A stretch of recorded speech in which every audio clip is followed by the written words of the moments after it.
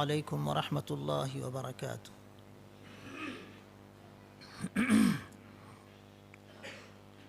الحمد للہ کفا وسلام علی عبادہ الذین اصطفى، اما بعد فاعوذ باللہ من الشیطان الرجیم، بسم اللہ الرحمن الرحیم۔ قل ان کنتم تحبون اللہ فاتبعونی یحببکم اللہ ویغفر لکم ذنوبکم واللہ غفور رحیم۔ قل اطیعوا اللہ والرسول فإن تولوا فإن اللہ لا يحب الكافرین۔ ان اللہ اصطفى آدم ونوحا وآل ابراہیم وآل عمران علی العالمین، ذریۃ بعضها من بعض واللہ سمیع علیم۔ اذ قالت امرأة عمران رب انی نذرت لك ما في بطنی محررا فتقبل منی انك انت السمیع العلیم۔ فلما وضعتها قالت رب انی وضعتها انثى واللہ اعلم بما وضعت وليس الذکر كالانثى وإنی سمیتها مریم وإنی أعیذها بک وذریتها من الشیطان الرجیم۔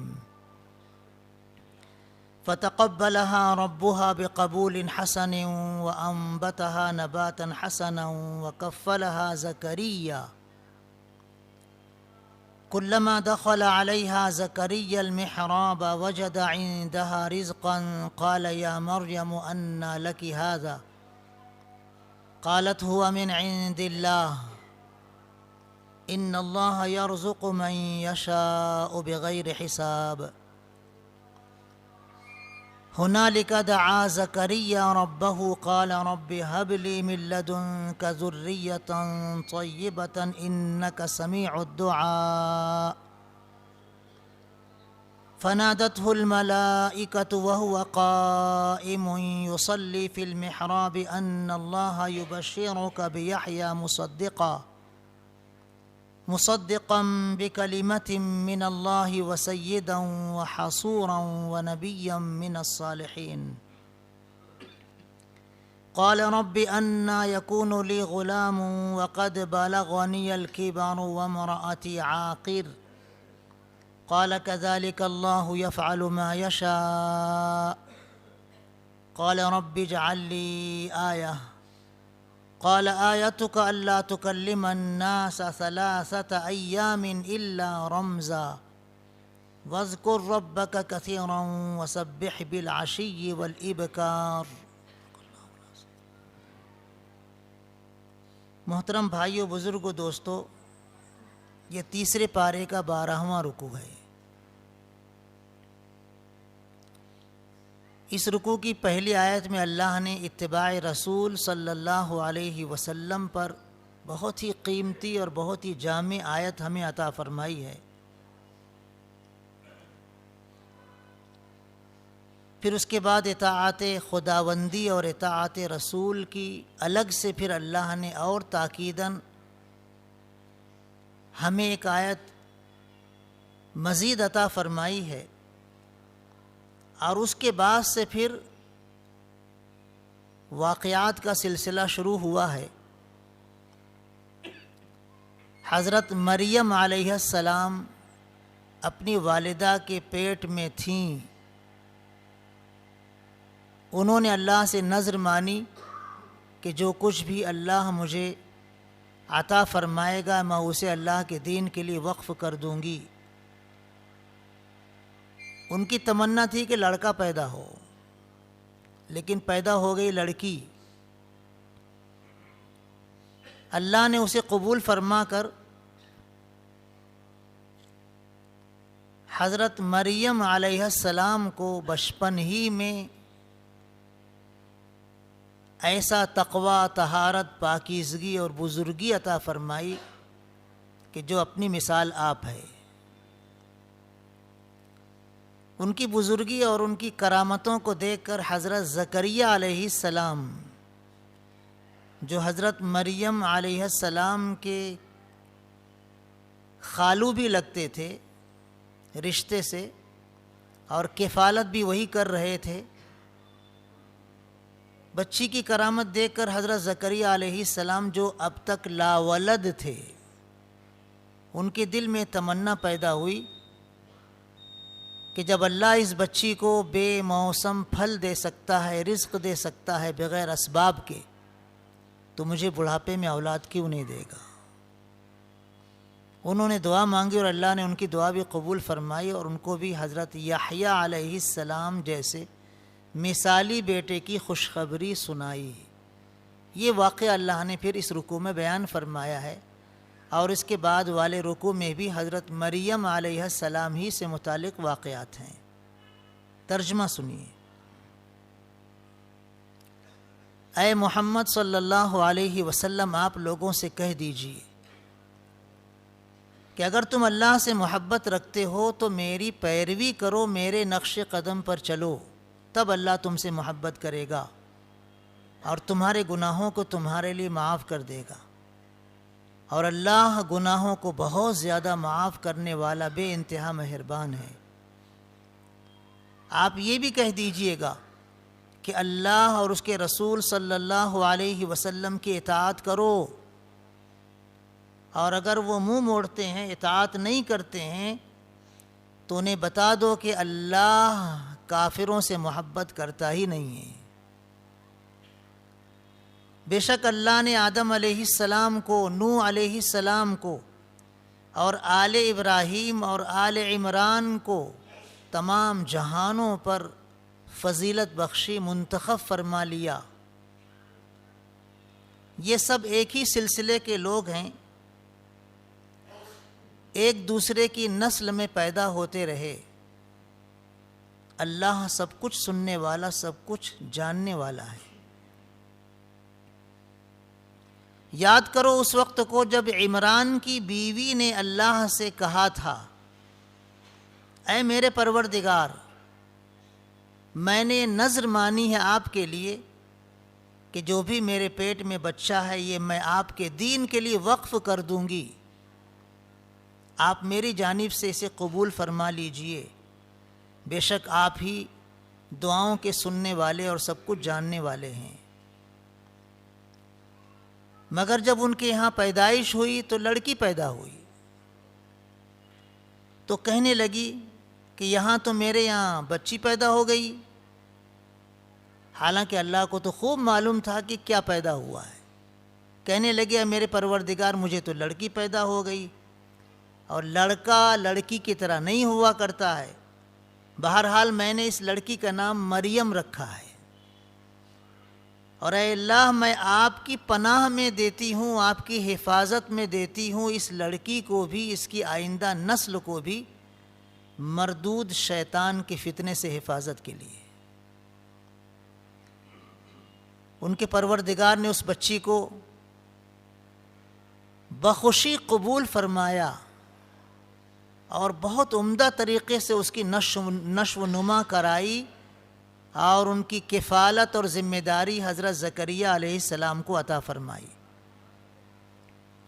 حضرت زکریہ علیہ السلام جب بھی مریم کے پاس آتے تھے محراب میں، تو وہاں ان کے یہاں کھانے پینے کی چیزیں نظر آتی تھیں، تو پوچھتے تھے، مریم، یہ کھانے پینے کی چیزیں کہاں سے تیرے پاس آئیں؟ وہ کہتی، یہ سب اللہ کے پاس سے آئی ہیں، بے شک اللہ جسے چاہتا ہے بے حساب رزق دیتا ہے۔ تب حضرت زکریہ علیہ السلام نے اپنے پروردگار سے دعا مانگی اور یہ کہا کہ اے میرے پروردگار، مجھے اپنی قدرت سے نیک اولاد عطا فرما، بے شک آپ ہی دعاؤں کے سننے والے ہیں۔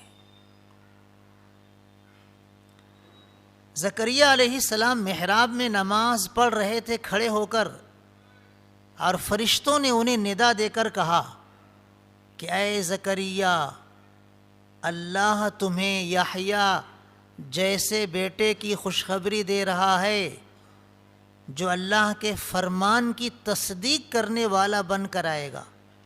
اور سردار ہوگا اور زندگی پر کنوارا رہے گا اور پیغمبر ہوگا اور صالحین اور نیک لوگوں میں شمار ہوگا۔ حضرت زکریا علیہ السلام نے یہ خوشخبری سن کر کہا، اے میرے پروردگار، مجھے لڑکا کیسے پیدا ہوگا جبکہ میں تو بوڑھا ہو چکا ہوں اور میری بیوی بانجھ ہے۔ جواب ملا، اسی طرح پیدا ہوگی تمہارے یہاں اولاد، اور اللہ جو چاہتا ہے کرتا ہے۔ پھر حضرت زکریا علیہ السلام نے کہا، اے میرے پروردگار، میرے لیے کوئی نشانی متعین کر دیجئے بچے کی پیدائش کی۔ تو اللہ پاک نے فرمایا کہ تمہاری نشانی یہ ہوگی کہ 3 دن تک تم اشارے کے سوا کوئی اور بات لوگوں سے نہیں کر سکو گے۔ اس درمیان میں اپنے پروردگار کا خوب ذکر کرنا اور صبح و شام اللہ کی تسبیح کرنا، یہ اس رکوع کا ترجمہ ہوا۔ محترم بزرگوں،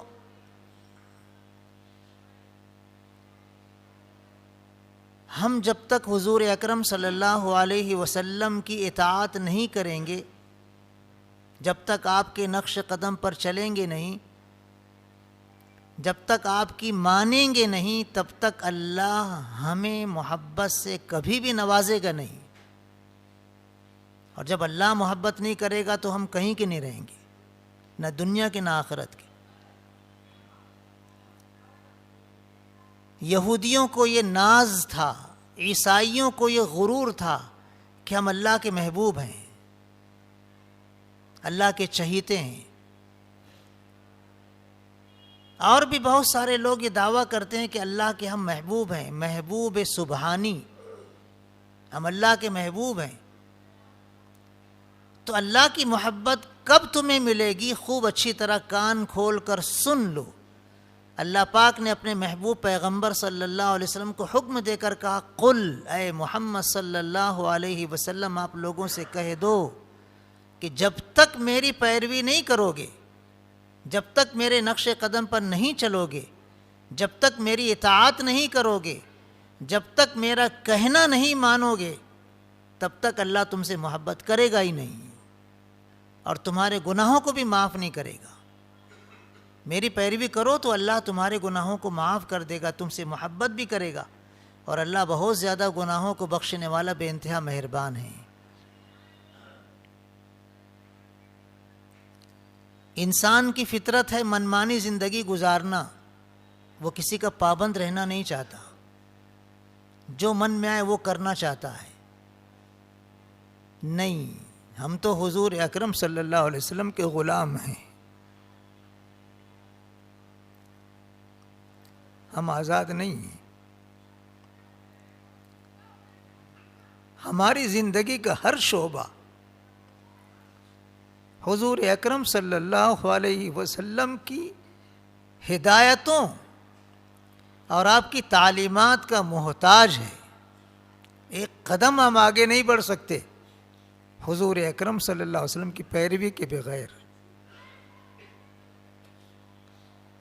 ہمارا اٹھنا بیٹھنا، سونا جاگنا، کھانا پینا، انسانی ضرورتوں کو پورا کرنا، سب حضور اکرم صلی اللہ علیہ وسلم کے طریقے کے مطابق ہونا چاہیے، آپ کے طریقے سے ہٹ کر نہیں ہونا چاہیے۔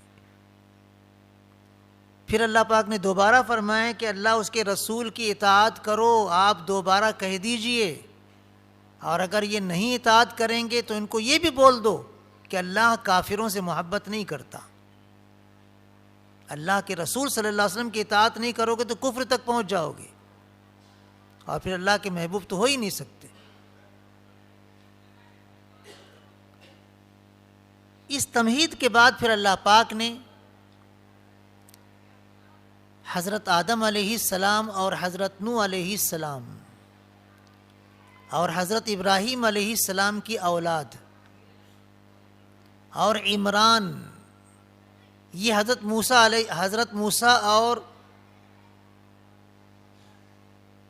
ان کی جو پہلی نسل تھی، جن میں حضرت ہارون علیہ السلام ان کے بڑے بھائی، اور پھر اس کے بعد کی جتنی نسل ہیں، یہ سب آل عمران کہلاتی ہیں۔ حضرت موسیٰ علیہ السلام اور حضرت ہارون علیہ السلام کے والد بزرگوار کا نام عمران تھا. تو اللہ پاک نے فرمایا کہ حضرت آدم علیہ السلام، حضرت نوح علیہ السلام اور آل ابراہیم اور آل عمران کو اللہ نے تمام جہانوں پر منتخب فرما لیا، یعنی انہی کی نسل میں اللہ نے نبوت رکھی ہے. حضور اکرم صلی اللہ علیہ وسلم بھی حضرت ابراہیم علیہ السلام کے صاحبزادے حضرت اسماعیل علیہ السلام کی اولاد میں ہیں.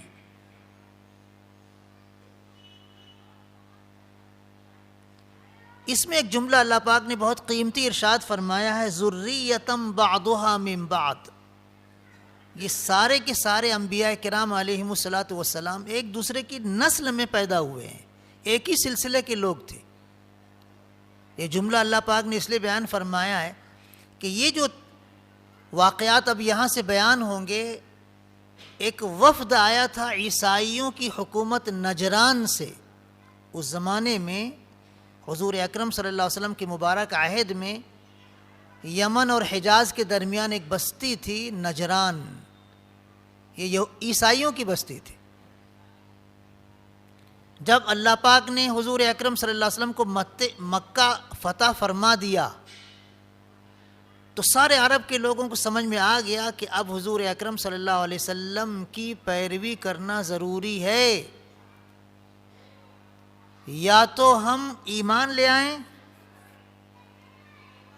یا اگر ایمان نہیں لاتے ہیں تو ذمی بن کر رہیں، یعنی ٹیکس دے کر اسلامی حکومت میں رہیں. جنگ نہیں کر سکتے تھے. اللہ نے ایسا غلبہ عطا فرمایا حضور اکرم صلی اللہ علیہ وسلم کو کہ عرب کے سارے لوگ دھیرے دھیرے کر کے سب سرنگوں ہو گئے، پورا جزیرہ عرب ایمان میں داخل ہو گیا. تو یہ نجران کے عیسائی وفد لے کر آئے اور حضور اکرم صلی اللہ علیہ وسلم سے گفتگو کرنے لگے، جس کی تفصیل آگے آ رہی ہے. تو عیسائی حضرت عیسیٰ علیہ السلام کو خدا کا بیٹا کہتے ہیں، اور یہودی حضرت عزیر علیہ السلام کو خدا کا بیٹا کہتے ہیں. تو اللہ پاک نے اس رکوع کے آغاز میں فرمایا ذریۃ بعضھا من بعض. یہ جو انبیاء کرام علیہم الصلاۃ والسلام ہیں، یہ ایک دوسرے کی نسل میں پیدا ہوئے ہیں، اور خدا پیدا نہیں ہوتا ہے.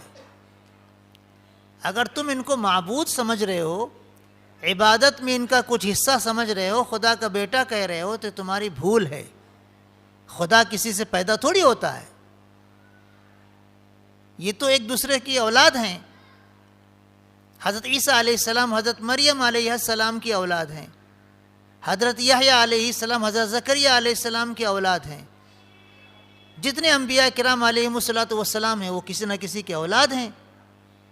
تو اولاد ہونے کی وجہ سے تم نے ان کو خدا کیسے سمجھ لیا؟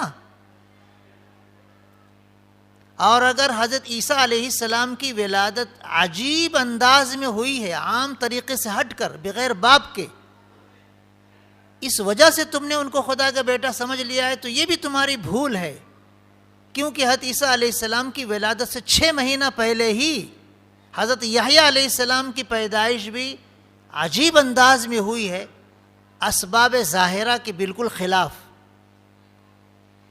حضرت زکریہ علیہ السلام بوڑھے ہو گئے تھے، اتنے بوڑھے ہو گئے تھے کہ سر کے پورے بال سفید ہو گئے تھے، بھویں سفید ہو گئی تھی، داڑھی کا ایک بال بھی سیاہ نہیں تھا، اور بیوی بانجھ تھی، اولاد پیدا کرنے کی صلاحیت تھی ہی نہیں.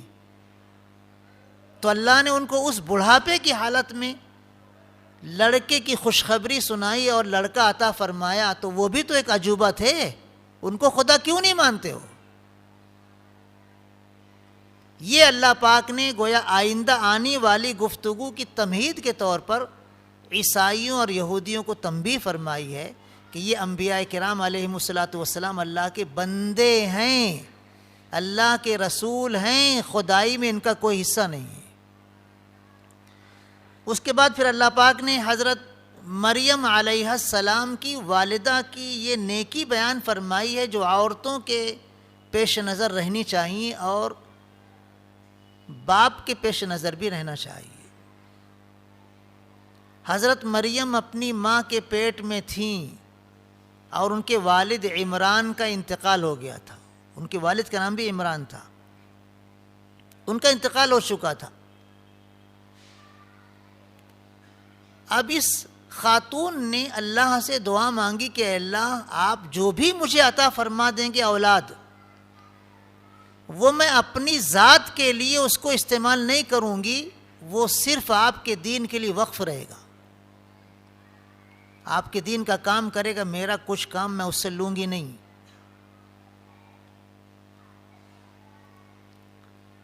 اب ان کی تمنا یہ تھی کہ لڑکا پیدا ہو تو دین کا کام زبردست انداز میں کرے گا، طاقت و قوت کے ساتھ کرے گا، بہترین انداز سے کرے گا. لیکن جب پیدائش ہوئی تو لڑکی پیدا ہو گئی.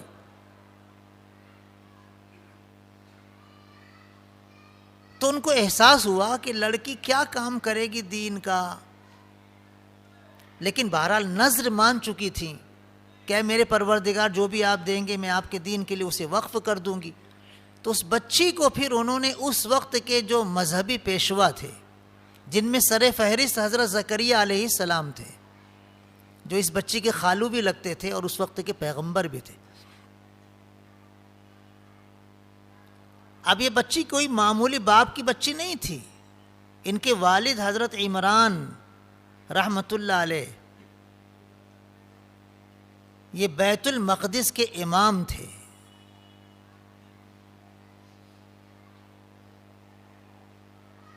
ان کی بچی کو ہر ایک چاہتا تھا کہ وہ اپنی ذمہ داری میں، اپنی کفالت میں تربیت کرے.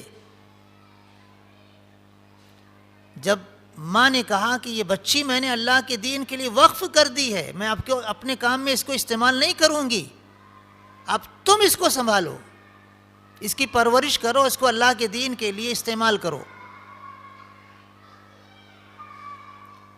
تو جتنے اس وقت کے نیک لوگ تھے، بزرگ لوگ تھے، اللہ والے تھے، وہ سب اپنے آپ کو پیش کرنے لگے، میں اس کی تربیت کروں گا، میں اس کی کفالت کروں گا، میں اس کو سنبھالوں گا. آپس میں جھگڑا ہونے لگا.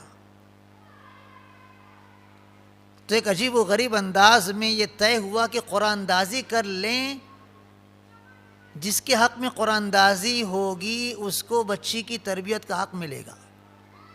آگے آ رہا ہے. پانی بہہ رہا تھا، جس سمت میں بہہ رہا تھا، پورے بہاؤ سے بہہ رہا تھا، آہستہ نہیں، پورے بہاؤ سے پانی بہہ رہا تھا. اس میں قرآن اندازی کی شکل پیدا کی گئی کہ سب اپنا اپنا قلم لکھنے کا اس پانی کے بہاؤ میں ڈالیں.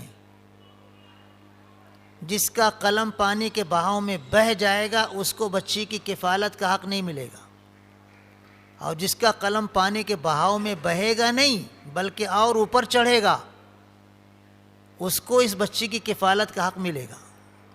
تو سارے نیک لوگوں نے اپنے اپنے قلم پانی کے بہاؤ میں ڈالے اور سب کا قلم بہہ گیا. جب حضرت زکریا علیہ السلام نے اپنا قلم ڈالا تو پانی کے بہاؤ میں بہا نہیں بلکہ اوپر چڑھنے لگا. اتنی بڑی کرامت ان کے سامنے آ گئی قرآن اندازی کے ذریعے. تو سب نے تسلیم کر لیا کہ جی ہاں، اس بچی کی تربیت حضرت زکریا علیہ السلام کریں گے. اب وقت کے پیغمبر بھی تھے اور بچی کے خالو بھی تھے. ان کے نکاح میں بچی کی خالہ تھی، اور خالہ ماں کے درجے میں ہوتی ہے. ایک موقع پر حضور اکرم صلی اللہ علیہ وسلم نے یہی فیصلہ کیا تھا بچی کی کفالت کے بارے میں کہ بچی کی کفالت کا حق اس شخص کو ہوگا جس کے نکاح میں بچی کی خالہ ہے. فتح مکہ کے موقع پر حضور اکرم صلی اللہ علیہ وسلم، یا صلح حدیبیہ کے موقع پر حضور اکرم صلی اللہ علیہ وسلم مکہ مکرمہ سے واپس جانے لگے. 3 دن گزر گئے تھے، صلح کے مطابق 3 دن میں آپ کو مکہ خالی کر دینا تھا. آپ جانے لگے تو ایک بچی حضرت حمزہ رضی اللہ تعالیٰ عنہ کی حضور کے پیچھے پیچھے یا عمی کہتی ہوئی جانے لگی. اے چچا، اے چچا، اے چچا، مجھے بھی لے چلو مدینہ منورہ، مجھے بھی لے چلو مدینہ منورہ. تو حضرت علی رضی اللہ تعالیٰ عنہ اس بچی کو فوراً گود میں لے لیا اور کہا میں اس بچی کی کفالت کروں گا، کیونکہ یہ میرے چچا کی بیٹی ہے. حضرت حمزہ رضی اللہ تو ان کے بھی چچا تھے. میرے چچا کی بیٹی اور میں نے سب سے پہلے اس کو گود میں لیا ہے، میں اس کو لے جاؤں گا۔ حضرت فاطمہ رضی اللہ عنہ نے کہا کہ فاطمہ لو اس کی تربیت تم کرو۔ تو حضرت زید ابن حارثہ رضی اللہ تعالیٰ عنہ آئے اور کہنے لگے کہ میں اس بچی کی کفالت کروں گا، کیونکہ حضرت حمزہ رضی اللہ تعالیٰ عنہ میرے بھائی تھے۔ حضور اکرم صلی اللہ علیہ وسلم نے مدینہ منورہ پہنچنے کے بعد انصار و مہاجرین رضی اللہ تعالیٰ عنہم کو نام لے لے کر ایک ایک کو بھائی بھائی بنایا تھا۔ تو حضرت زید ابن حارثہ رضی اللہ تعالیٰ عنہ کو حضرت حمزہ رضی اللہ تعالیٰ عنہ کو بھائی بنایا تھا۔ تو وہ دعویٰ کرنے لگے کہ اس بچی کی کفالت میں کروں گا کیونکہ میرے بھائی کی بیٹی ہے۔ حضرت جعفر رضی اللہ تعالیٰ عنہ آئے اور کہنے لگے میں اس بچی کی کفالت کروں گا کیونکہ اس بچی کی خالہ میرے نکاح میں ہے۔ اب تینوں کا مقدمہ حضور اکرم صلی اللہ علیہ وسلم کے پاس آیا اور تینوں اپنی اپنی دلیل پیش کر رہے تھے۔ حضرت علی رضی اللہ عنہ کہہ رہے تھے میں نے سب سے پہلے اس کو لیا ہے، میں اس کا حقدار ہوں۔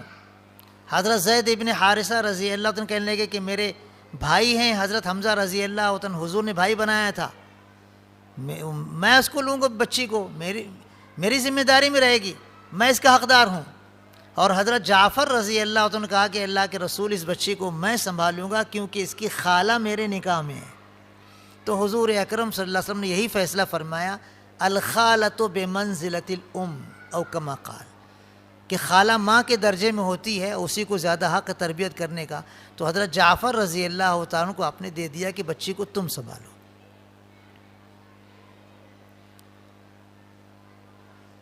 ایسے ہی یہاں بھی ہوا کہ حضرت زکریہ علیہ السلام اس بچی کے خالو تھے اور اس بچی کی خالہ ان کے نکاح میں تھی۔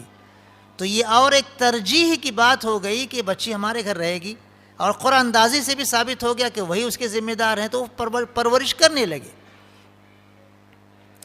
اب اس بچی کو دودھ پلانے کے لیے ایک انا کا انتظام کر دیا، ایک دایا کا انتظام کر دیا گیا۔ جب بچی کا دودھ چھڑا دیا گیا اور بچی کچھ بولنے لگی، کچھ کرنے لگی، تو اس کی تربیت خالص اسلامی نقطۂ نظر سے حضرت زکریا علیہ السلام نے کی۔ خالص اس بچی کو ایک کمرے میں بند کر کے رکھتے تھے، کسی کو اس سے ملنے نہیں دیتے تھے۔ اور پیغمبر ہیں، پیغمبر تو ظاہر بات ہے جیسی تربیت کریں گے وہ تو مثالی تربیت ہوگی۔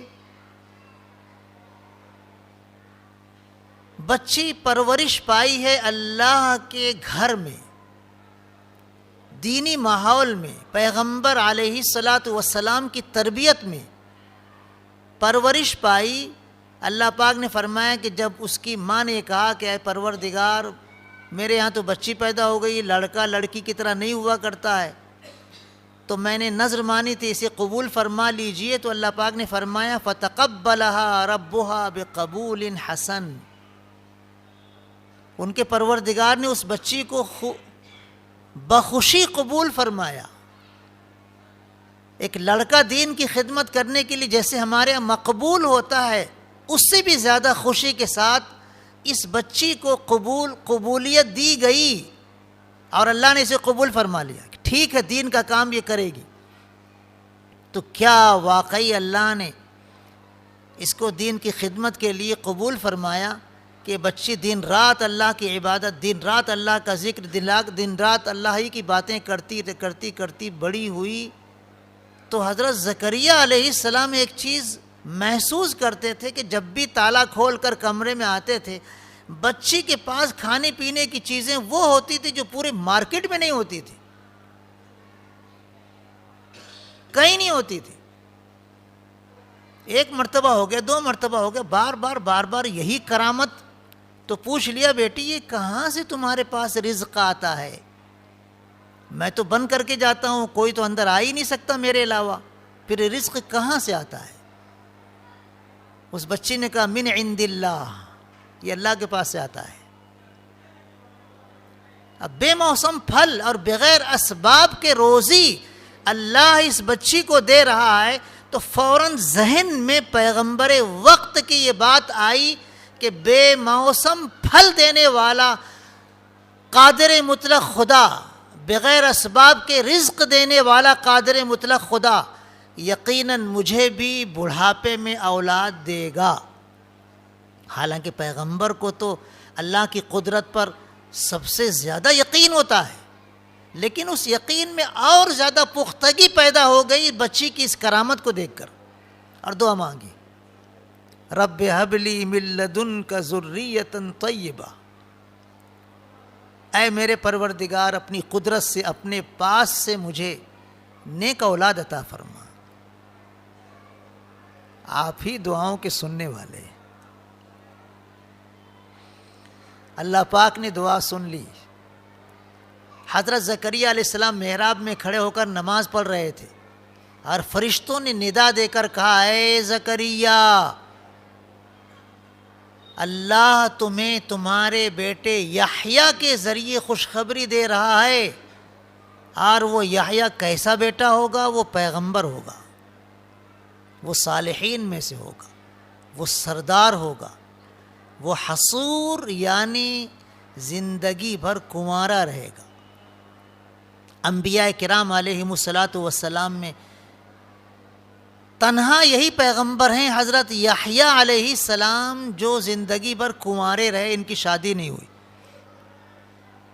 ان کے علاوہ جتنے بھی پیغمبر اللہ نے مبعوث فرمائے ہیں، حضرت آدم علیہ السلام سے لے کر حضور اکرم صلی اللہ علیہ وسلم تک، تمام پیغمبروں کی شادیاں ہوئی ہیں، اور حضرت عیسیٰ علیہ السلام جب اخیر عمر میں آئیں گے، قیامت کے قریب، قیامت کی نشانی بن کر، تو ان کی بھی شادی ہوگی۔ پیغمبر میں کوئی پیغمبر غیر شادی شدہ نہیں رہا ہے، اسی لیے نکاح کو انبیاء کرام علیہم الصلاۃ والسلام کی سنت قرار دیا جاتا ہے۔ صرف یہی حضرت یحییٰ علیہ السلام ہے جن کا نکاح نہیں ہوا، اور ان کے پیدا ہونے سے پہلے ہی ان کے بارے میں یہ بتا دیا گیا تھا کہ وہ کنوارے رہیں گے۔ اللہ کی مصلحت اللہ ہی بہتر جانے۔ اب جب حضرت زکریا علیہ السلام کو خوشخبری ملی تو کہنے لگے، اے اللہ، کیسے مجھے لڑکا ہوگا؟ میں تو بوڑھا ہوں، میری بیوی بانجھ ہے، ناممکن ہے۔ ابھی تک تو دعا مانگ رہے تھے، لیکن جب دعا کی قبولیت کی خوشخبری ملی تو یہ احساس ہوا کہ کیا مجھے پھر سے جوان بنایا جائے گا؟ کیا میری بیوی کو پھر سے جوان بنایا جائے گا کیا؟ تو پوچھ لیا کہ میں بوڑھا ہوں، میری بیوی بانجھ ہے، کیسے بچہ ہوگا؟ ہم اسی حال میں رہیں گے، بچہ ہو جائے گا، یا ہماری حالت تبدیل ہوگی؟ تو اللہ تعالیٰ کی طرف سے یہ فرمان آیا، کذالک، اسی طرح ہوگی، تم بوڑھے کے بوڑھے ہی رہو گے، تمہاری بیوی بانجھ رہے گی، لیکن اللہ اپنی قدرت سے اس کو اولاد پیدا کرنے کی صلاحیت دے دے گا۔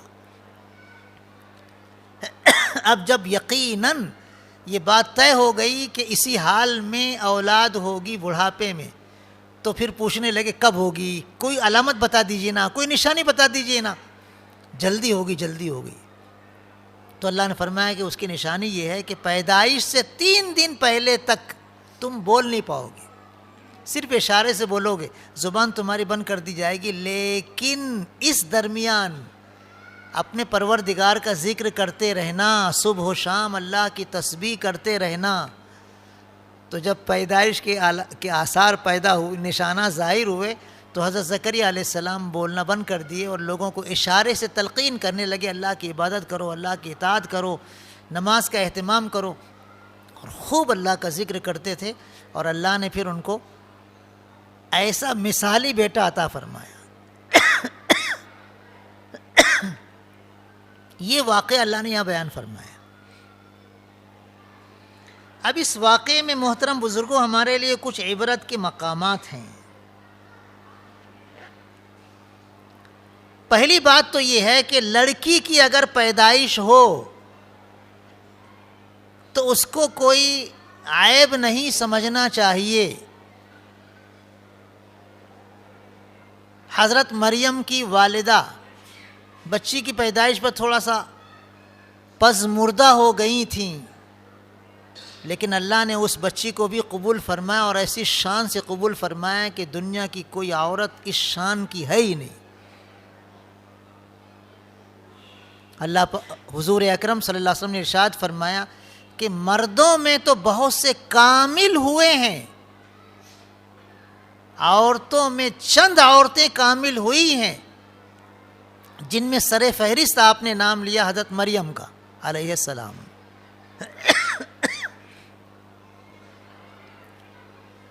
بچی کی پیدائش برکت کا سبب ہوا کرتی ہے۔ اگر پہلی لڑکی پیدا ہو تب تو یہ سوچ کر کہ چلو بوندی ہوئی قبول کر لیتے ہیں،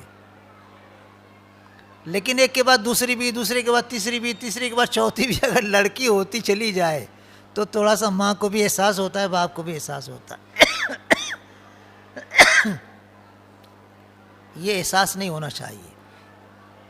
حضور اکرم صلی اللہ علیہ وسلم کو اللہ نے لڑکے بھی دیے، لڑکی بھی دی، لیکن اللہ کی مصلحت دیکھو کہ اولاد لڑکوں میں سے کوئی زندہ نہیں رہے، سب آپ کی زندگی میں وفات پاتے چلے گئے۔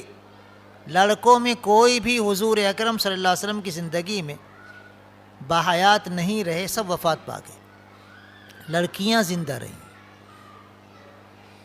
اور لڑکیوں کے ہی ذریعے آپ کی نسل آج تک قائم ہے، آج تک برقرار ہے، آج تک باقی ہے۔ حضرت فاطمہ رضی اللہ تعالی عنہ، انہی کی نسل سے سادات کی نسل آج بھی زندہ ہے۔ تو لڑکی کی پیدائش کوئی عیب نہیں ہے، 10 ہو جائے، 12 ہو جائے، 15 ہو جائے، کوئی بات نہیں۔